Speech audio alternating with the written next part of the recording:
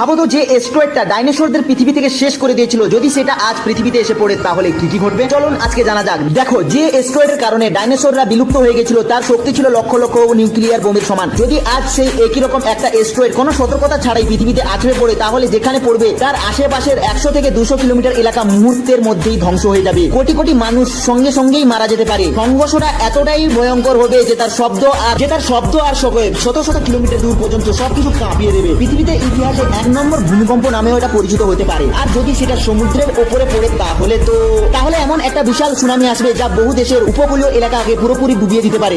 অ্যাস্ট্রয়েডের আঘাতে পড়ে আকাশে ধুলো, ধোঁয়া আর বিষাক্ত গ্যাস ছড়িয়ে পড়বে।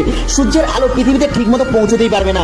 ধীরে ধীরে পুরো পৃথিবীতে অন্ধকার আর প্রচন্ড ঠান্ডা নেমে আসবে। ফসল উৎপাদন বন্ধ হয়ে যাবে। খাবার আর পরিষ্কার পানির সংকট শুরু হতে থাকবে। অনেক মানুষ ক্ষুধা আর রোগেই মারা যেতে পারে। বিজ্ঞানীরা মনে করেন এই প্রভাব বহু বছর ধরে চলতে পারে আর হয়তো খুব অল্প সংখ্যক মানুষই বেঁচে থাকতে পারে, মানে নারী সমাজ, যারা সময় মতো নিরাপদ আন্ডারগ্রাউন্ড হয়ে যেতে পারে। তবে ভালো খবর হলো এখন আমাদের কাছে অনেক আধুনিক প্রযুক্তি রয়েছে। বিজ্ঞানীরা সব সময় মহাকাশের দিকে নজর রাখছেন, আর যদি কোনো বিপজ্জনক অ্যাস্ট্রয়েড পৃথিবীর দিকে আসতে দেখা যায় তাহলে তার দিকে পরিবর্তন করার চেষ্টা